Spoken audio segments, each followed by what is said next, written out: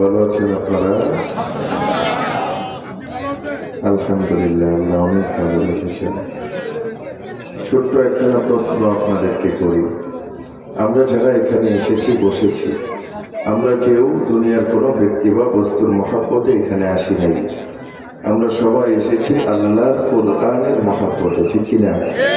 কোরআনের মহাব্বত আমাদের সবার দিলে আছে না নাই? কোরআনের জন্য যদি একটু কষ্ট করা লাগে, আমরা সবাই করতে রাজি আছি না নাই? দেখে রাজি আছি, দেখি। কষ্ট এখন দিলে এখন করবেন না রাগ করবেন? কষ্ট করবেন? তাহলে আল্লাহকে সাক্ষী রেখে একটু ওইটা দাঁড়ান, একবারে চতুর্দিক ভেঙ্গে আমার যত কাছে আসা যায় এত কাছে এসে বসেন, একদম যত কাছে আসা যায় এত কাছে এসে বসেন। পিছনের গেলার সমস্যা, এদিকে আপনার পিছনে গেলে দূরে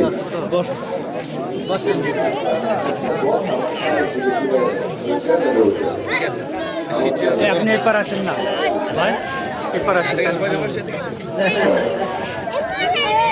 আলহামদুলিল্লাহ,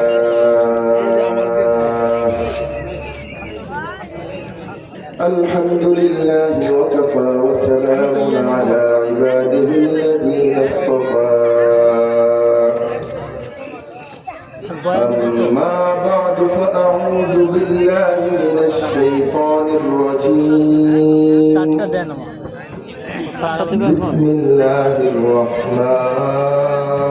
الرحمن الرحيم. يا أيها الذين آمنوا إن من أزواجكم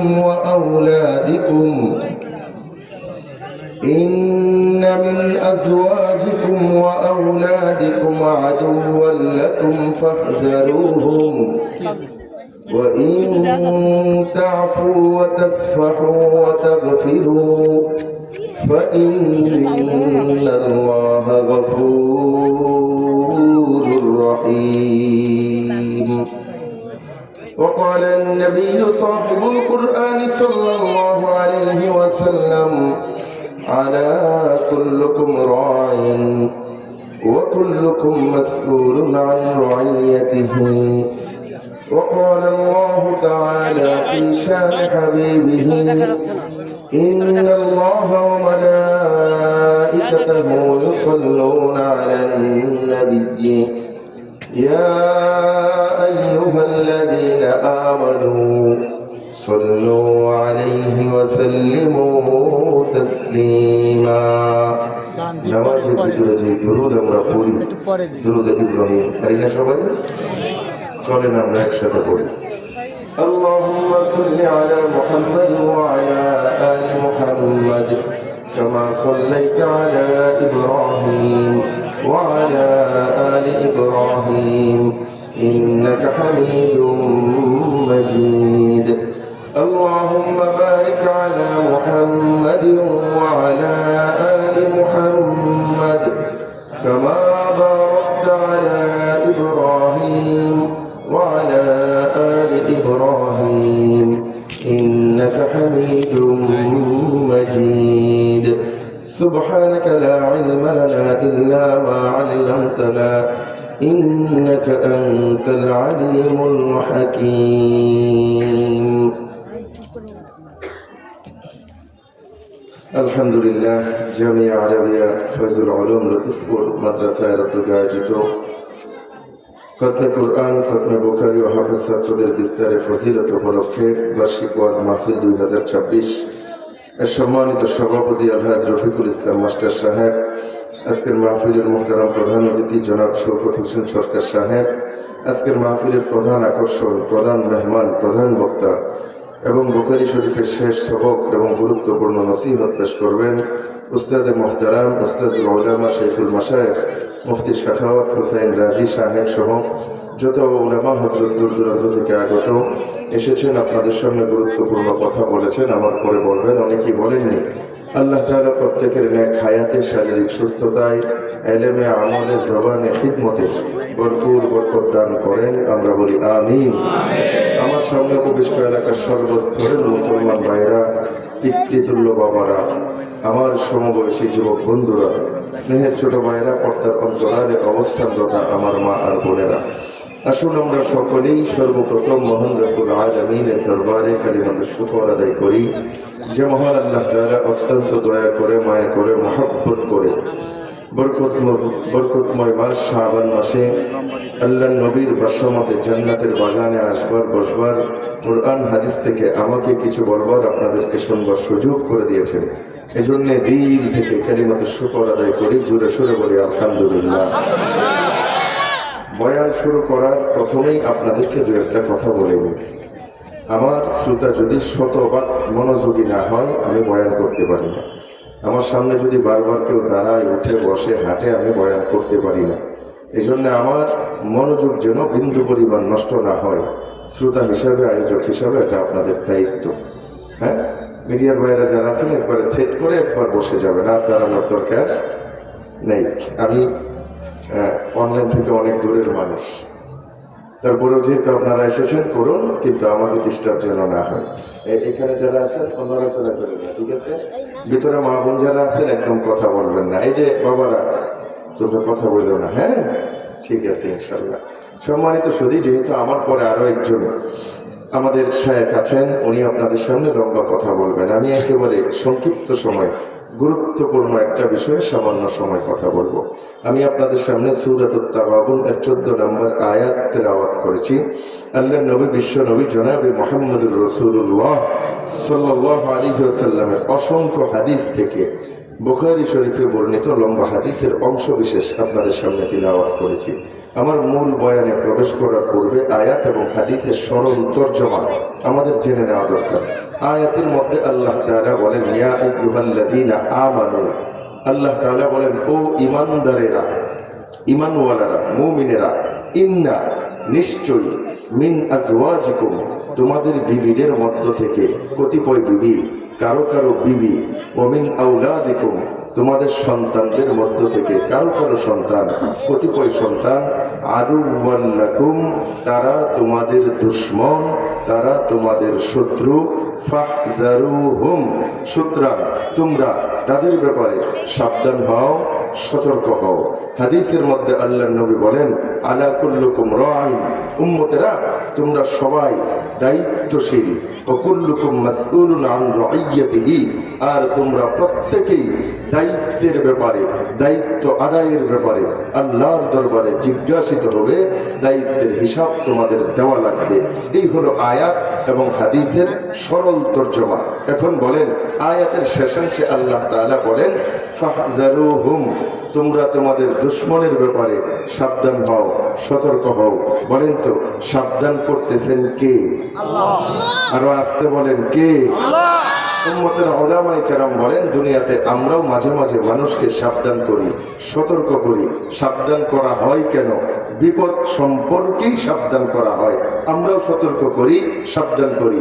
আমরা দুনিয়াতে সতর্ক করি কাকে?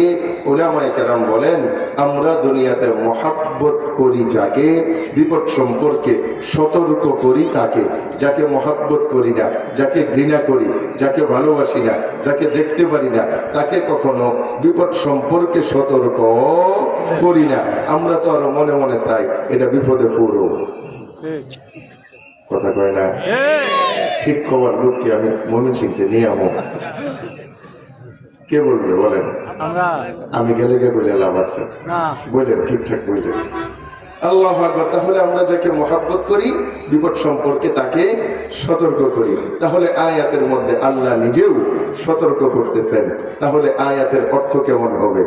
এজন্যই উম্মতের উলামায়ে কেরাম বলেন, আমানু শব্দের অর্থ হলো ইমানদার, ঈমানওয়ালা, মুমিন। কিন্তু সূরাতুত তাগাবুনের এই আয়াতের ঠিক এই জায়গার ভিতরে আমানু শব্দের অর্থ শুধু ইমানদার বললেই আয়াতের হক আদায় হয় না, কি বলতে হবে?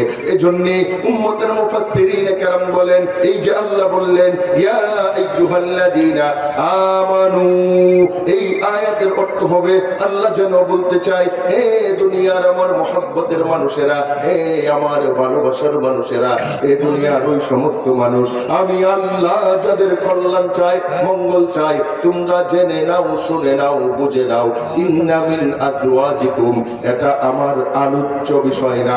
আল্লাহ বলেন ইন্না মিন আউলাদিকুম, নিশ্চয়ই তোমাদের সন্তানদের মধ্য থেকে কারো কারো সন্তান।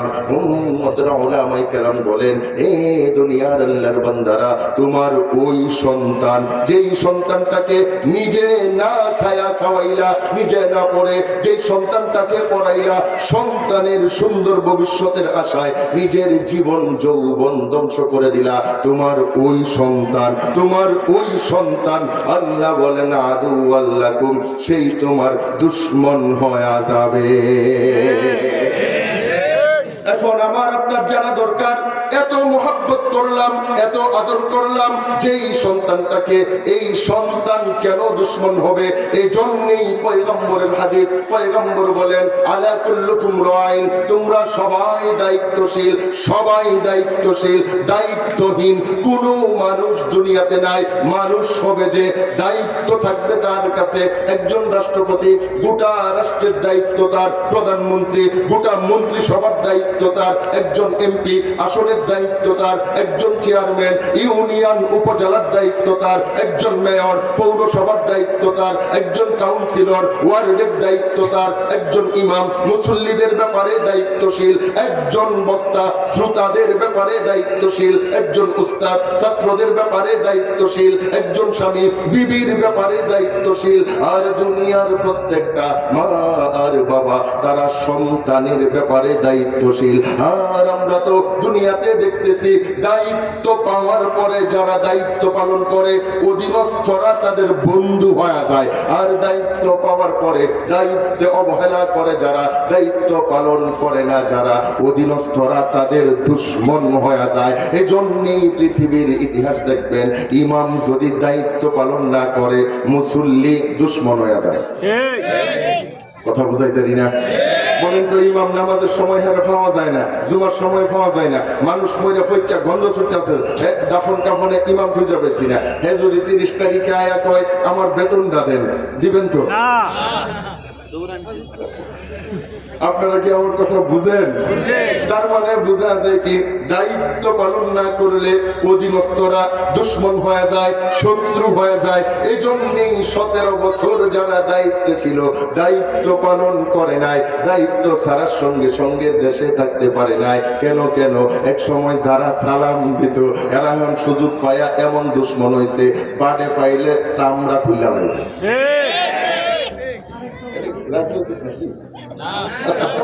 আল্লাহু আকবার। এই জন্য বলেন, দায়িত্ব পালন করলে অধীনস্থরা বন্ধু হয়, ঠিক কিনা? জুড়ে বলেন। আপনারা শহরের মানুষ, সচেতন মানুষ, আপনারা বুঝেন, তুরস্কে সেনা অভ্যুত্থান করছিল, তুরস্কের প্রেসিডেন্ট রিসেপ তাইয়েপ এরদোয়ান রাত 2টা-2:30টার সময়ে লাইভে আইসা বলছিল, হে তুরস্কবাসী, আমার সেনাবাহিনী আমাকে গ্রেফতার করতে চায়, হত্যা করতে চায়। আমি যদি তোমাদের জন্য কিছু করে থাকি, আমাকে যদি তোমাদের দরকার থাকে, তাইলে তোমরা তাদেরকে ঠেকাও। ইতিহাস সাক্ষী, তুরস্কের কোটি কোটি কোটি কোটি মানুষ এই গভীর রজনীতে বাড়িঘর ছাইরা রাস্তায় নাই না, সেনাবাহিনীকে ক্যান্টনমেন্টে ফিরে যেতে বাধ্য করছে। বোঝা যায় কি, এক দেশের জনগণ সেনাবাহিনী ঠেকাইয়া নিজেদের শাসককে হেফাজত করে, আর এক দেশের জনগণ ফিরাইয়া দেশ ছাড়া করে। বোঝা যায় কি, দুইটার ভিতরে পার্থক্য আছে। একজন জনগণের প্রতি দায়িত্ব পালন করছে, আর একজন দায়িত্ব পালন করে নাই। জনগণের টাকা বিদেশে পাচার কইরা বেগম পাড়ায় বাড়ি বানাইছে। তার মানে আমরা কি বুঝলাম? দায়িত্ব পালন করলে অধীনস্থরা বন্ধু হয়, দায়িত্ব পালন না করলে অধীনস্থরা দুশ্মন হয়ে যায়। এই জন্যই উম্মতের উলামায়ে কেরাম বলেন, দুনিয়ার প্রত্যেকটা বাবা সন্তানের ব্যাপারে দায়িত্বশীল। সুতরাং দুনিয়ার যেই মাটা বাবাটা সন্তান পাওয়ার পরে আল্লাহর দেওয়া দায়িত্ব আর কর্তব্য পালন করবে, আল্লাহ ওই সন্তানটাকে মা বাবার বন্ধু বানায় দিবে, বন্ধু বানায় দিবে। পয়গম্বরের হাদিস সাক্ষ্য দেয়, সন্তান যদি বন্ধু হয়ে যায়, ওই সন্তান জাহান্নামী মাকে বাবাকে সুপারিশ করে আল্লাহর জান্নাতে নিয়ে যাবে। আর দুনিয়ার যে মাটা বাবাটা সন্তান পাওয়ার পরে আল্লাহর দেওয়া দায়িত্ব আর কর্তব্য পালন করবে না, ওই সন্তান হাসরের ময়দানে মা বাবার দুশমন হবে। কেমন দুশমন? আল্লাহর কুরআন সাক্ষ্য দেয়, সন্তান বলতে থাকবে নাজআলহুমা নাজআলহুমা, আল্লাহ আমার ওই কপাল পোড়া কুলাঙ্গার মাটাকে বাবাটাকে নিক্ষেপ করো। কোথায় নিক্ষেপ করব? সন্তান বলবে তাহতা আকদামিনা, আমার পায়ের নিচে আইনা নিক্ষেপ করো আমার মাটাকে বাবাটাকে। উলামায়ে কেরাম যারা তারা বুঝবে এইটাকে নাজআলহুমা, হুমা তাসনিয়ার জমির দ্বিবচন। এই দ্বিবচনের দ্বারা মুরাদ হলো মা আর বাবা, বাবা আর মা। সন্তান বলবে ওই মাটাকে বাবাটাকে, যেই মা আর বাবা দুনিয়াতে তোমার দেওয়া দায়িত্ব পালন করে নাই, আমার হক আমাকে দেয় নাই, আমার অধিকার আদায় করে নাই, ওই মাটাকে বাবাটাকে আমার পায়ের নিচে আইনা নিক্ষেপ করো। আমি এদের বুকে পাড়াইতে পাড়াইতে লাথি মারতে মারতে তারপরে জাহান্নামে যেতে চাই। আপনাদের কাছে প্রশ্ন, যেই সন্তানটা হাসরের অসংখ্য অগণিত মানুষের সামনে মা বাবার বুকে লাথি মারতে চায়, পাড়াইতে চায়, এই সন্তানটা মা বাবার বন্ধু। আইসুরা বলেন না কেন? এটা কি বন্ধু? এর চাইতে বড় দুশমন দুনিয়াতে আর? আপনারা কি আমার কথা বুঝেন? আল্লাহু আকবার। তাইলে বলেন, এজন্যই আল্লাহ বলেছেন ইন্না মিন আওলাদিকুম আদুওয়াল লাকুম। উলামায়ে কেরাম বুঝতেছে ইন্না, ইন্না এটা হরফু মুশাব্বাবিল ফাইল, ইন্না লিতাকিদ, ইন্না সুপারলেটিভ ডিগ্রি শব্দ। আল্লাহ বলেন তোমার সন্তান তোমার দুশমন হবেই হবে, হবেই হবে, এতে বিন্দু পরিমাণ কোনো সন্দেহ নাই। এজন্যই উম্মতের উলামায়ে কেরাম বলেন, হে দুনিয়ার আল্লাহর বান্দারা, তোমরা যদি সন্তানকে বন্ধু বানাইতে চাও তাহলে সন্তানের প্রতি দায়িত্ব পালন করা লাগবে।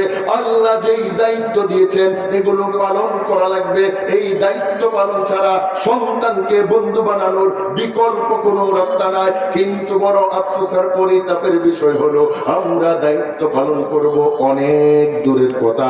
মা বাবা হিসাবে আমাদের কি কি দায়িত্ব আমরা জানি না। কথা বলে না?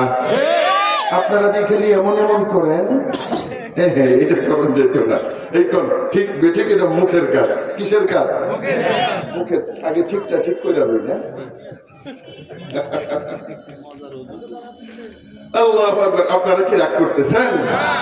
বলেন আল্লাহ তাআলা আমাদের এই বডিতে যত অঙ্গ প্রত্যঙ্গ বানাইছে প্রত্যেকটার আলাদা আলাদা কাজ আছে। একটার কাজ আর একটার দিয়ে হইতো কথা কয় না।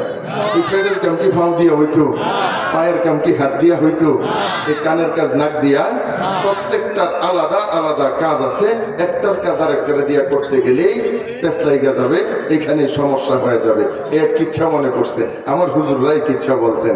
এক আল্লাহর বান্দা হুজুর রাস্তা দিয়া যাইতেছে, তো হঠাৎ দেখি রাস্তার পাশে যে চায়ের দোকান, এই দোকানে দাঁড়াইয়া দাঁড়াইয়া এক ভদ্রলোকে চা খায় বাম হাত দিয়া। এরকম ভদ্রলোক অবশ্য এই এলাকাতে আছে না? বিড়িটা রয়েছে কোন হাতে? ডাইন হাতে। আর চাটারে নিচে বাম হাতে। দোকানে সবগুলা চেয়ার খালি, বইতে রাজি না, এর কাপড় ময়লা হয়ে যাবো গা। এই জন্য দাঁড়ায় দাঁড়াইয়া বাম হাত দিয়া চা খাইতেছে। এই ভদ্রলোক ওই ভদ্রলোক হুজুর দৌড়ায় গেছে, গিয়া বলছে ভাইজান আপনি এক কাজ করেন, দয়া করে চাটা একটু বৈশা বৈশা ডান হাত দিয়া খান। কোন তো কথাটা খারাপ না? ভালো ভালো কথা কি সবার হজম হয়? আমার হুস্তাদে বলতেন কুকুরের পেটে ঘি হজম হয় না। এটা কি ঘিয়ের দোষ না কুত্তার পেটের দোষ? কথা বলেন। পেটের দোষ আর পেট ফসা, এই উলামায়ে কেরামের ভালো কথা দেখবেন সব সময় সবার ভিতরে পছন্দ হয় না, হজম হয় না। এটাকে উলামায়ে কেরামের হক কথার দোষ না তার ইমানের দোষ? যার ইমানের সমস্যা আছে উলামায়ে কেরামের কোরআন হাদিসের হক কথা তাদের হজম হবে না। এই জন্য দেখবেন উলামায়ে কেরাম যখনই হক কথা বলতে চায় এই আলেমদের পিছন দিয়ে বাঁশ ঠেল্লা বই যায়। আমরা দিছে না বাঁশ? হ্যাঁ, আজীবন বাঁশ বাঁশ দিছে। আমার খুজুর কইতো তো সব জায়গায় বাঁশ দেওয়ান লাগে না,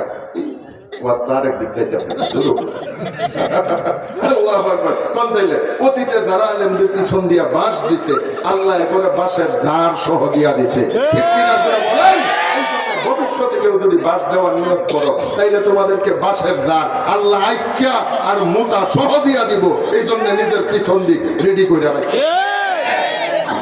সোজা কথা, ঠিক কিনা? জোরে এই যে হুজুরে যখন ভালো কথাটা কইছে যে তুই সাদা বয়া বয়া ডাইনার দিয়া খা, এই ছাগলের এই কথা হজম হয়েছে না। এই হুজুররা ধমক মারছে, কই হুজুর উল্টা পাল্টা ফতোয়া বাজি করুন না যে।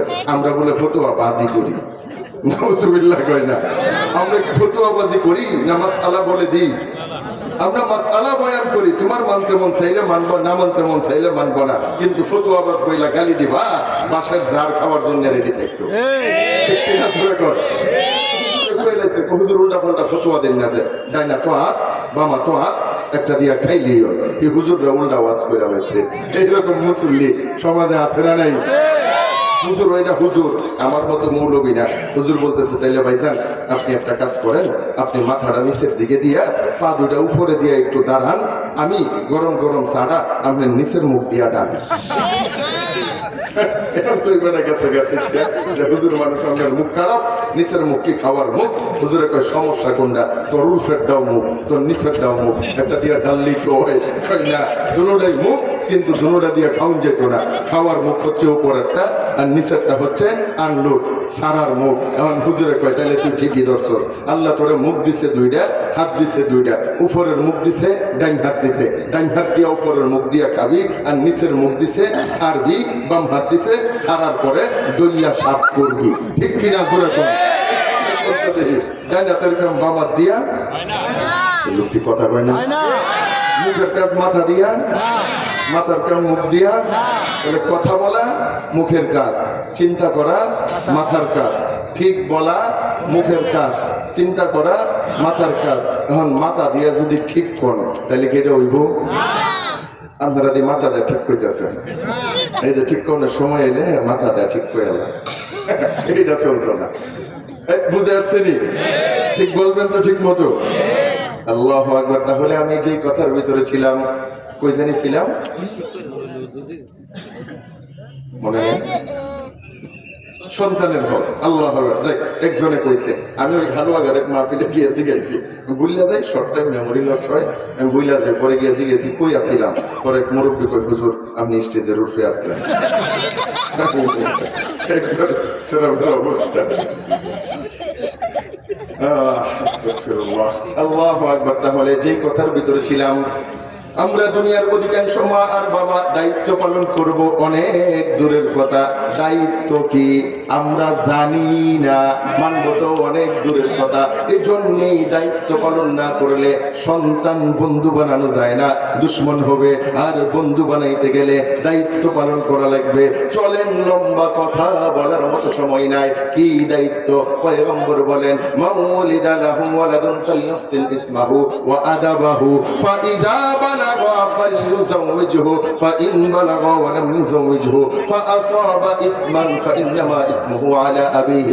আল্লাহর পয়গম্বর এই হাদিসের মধ্যে তিনটা দায়িত্বের কথা বলেছেন, মনোযোগ নাই? আছে আছে। আল্লাহু আকবার। তাহলে আল্লাহর পয়গম্বর এই হাদিসের মধ্যে তিনটা দায়িত্বের কথা বলেছেন। এক নাম্বার, 3 নাম্বার আমার বলার মতো সময় নাই, দুইটা আমি বলতে পারলাম না। 2 নাম্বার দায়িত্বটা বলি। আল্লাহর পয়গম্বর বলেন মাউলিদা লাহু ওয়ালাদুন। হে দুনিয়ার আমার উম্মতেরা শুনো শুনো, তোমাদের যাদের সন্তান জন্মগ্রহণ করে, আল্লাহ যাদেরকে সন্তান দান করে, এই সন্তানটা একদিন, 2 দিন, 1 বছর, 2 বছর করতে করতে তার যখন শিক্ষা অর্জনের বয়স হবে, এ ভাই ভালো করে বুঝবেন, পয়গম্বর বলেন ফাআদাবাহু আই ফালইউআদিবহু। এ দুনিয়ার আমার উম্মতেরা, মা বাবা হিসাবে তোমাদের 1 নম্বরের দায়িত্ব হলো সর্বপ্রথম ওই সন্তানটাকে আদব শিক্ষা দিবা। আদব শিক্ষা কোনটা? নৈতিক শিক্ষা। নৈতিক শিক্ষা কোনটা? যেই শিক্ষা অর্জন করার পরে করে একজন মানুষ মানুষ হতে পারে, এইটাকে বলে নৈতিক শিক্ষা। যেই শিক্ষায় মানুষ মানুষ হতে পারে এইটাকে বলে নৈতিক শিক্ষা। কেন কেন কেন কেন? কারণ বর্তমান দুনিয়ার সব শিক্ষায় মানুষ মানুষ হয় না। আমরা তো দেখতেছি যত বড় শিক্ষিত হইতেছে এত বড় হাইওয়ান হয়ে যাইতেছে, যত বড় শিক্ষিত হয় এত বড় দুর্নীতিবাজ হইতেছে, যত বড় শিক্ষিত হয় এত বড় সুদখোর হইতেছে, ঘুষখোর হইতেছে, পাচারকারী হইতেছে, জালেম হইতেছে। যত বড় শিক্ষিত হয় এত বড় জানোয়ার হয়ে যাইতেছে। রাগ করবেন না, আপনাদেরকে প্রশ্ন করি, বলেন তো দেখি, আল্লাহর বান্দা শিক্ষা অর্জন করতে করতে বাংলাদেশ থেকে MBBS, বিলেত থেকে FRCS ডিগ্রি নিয়ে আপনাদের এই আশুলিয়া বাইপাইল সাভার থানার ভিতরে বিশাল ক্লিনিক দিয়া বসছে। ক্লিনিকের মালিক এই গ্রামের অসহায় সাধারণ অশিক্ষিত মানুষটা নিজের গর্ভবতী বিবিটারে নিয়ে মাইয়াটারে নিয়ে ক্লিনিকে গেছে চেক আপ করানোর জন্য। ডাক্তার চেক আপ কইরা সেও বুঝতে পারছে বাচ্চার যেই কন্ডিশন, মায়ের যেই কন্ডিশন, শতভাগ নরমাল ডেলিভারি করা সম্ভব। কিন্তু নিজের এসি রুমের চেয়ারের ভিতর বৈশা হিসাব মিলাইছে, যদি নরমাল ডেলিভারি বলি তাইলে টাকা দিবে 5 থেকে 7,000 টাকা, আর যদি সিজার করাইতে পারে টাকা পাবো 40 থেকে 50,000 টাকা। এই জন্যে সত্য জানার পরেও সত্যটা গোপন কইরা রুগীর আত্মীয় স্বজনকে ভয় দেখায়। ওই বাচ্চার কন্ডিশন ভালো না, ভিতরে শীত হয়ে গেছে গা, কাইট হয়ে গেছে গা, উল্টা গেছে গা, বাচ্চা ভিতরে বমি করছে, পায়খানা করে দিছে উপর। আপনারা কি ঠিক কইতেন না? ঠিক আর ঠিক করতে পারলাম না। আল্লাহু আকবার বলে কি বলে না, জোরে বলেন না। পানি ভাঙ্গা বাচ্চা শুকনার ভিতরে বইরা রইছে, যদি দ্রুত সিজার না করা হয় বাচ্চা বাঁচানো সম্ভব হবে না। আমরা অশিক্ষিত, মেডিকেল সায়েন্সের কোনো নলেজ আমাদের নাই, কোনো জ্ঞান আমাদের নাই। আমরা আতঙ্কিত হয়া ভয় পায়া অনুমতি দিয়া দেয়, তাড়াতাড়ি সিজার করায় দেন। এই যে কয়েকটা টাকার লোভে আল্লাহর বান্দির পেটটারে কাইটা বাচ্চাটা বের করলো আমানতদারিতার সাথে। বলেন তো দেখি, একবার যেই আল্লাহর বান্দির পেটটারে কাটা হয় মরণ পর্যন্ত আগের মতো সুস্থ আর কখনো হয় না। তার মানে মরণ পর্যন্ত প্রতিবন্ধী হয়ে যায়। সামান্য কয়টা টাকার লোভে যে আল্লাহর বান্দির পেটটারে কাইটা মরণ পর্যন্ত অসুস্থ আর প্রতিবন্ধী বানায় দিছে। উম্মতের উলামায়ে কেরাম বলেন এইটা শিক্ষিত হইছে, ডাক্তার হইছে, জানোয়ার হইছে, মানুষ হতে পারে না। এইরকম জানোয়ার অবশ্য গাজীপুর জেলার একটাও নাই, আছে।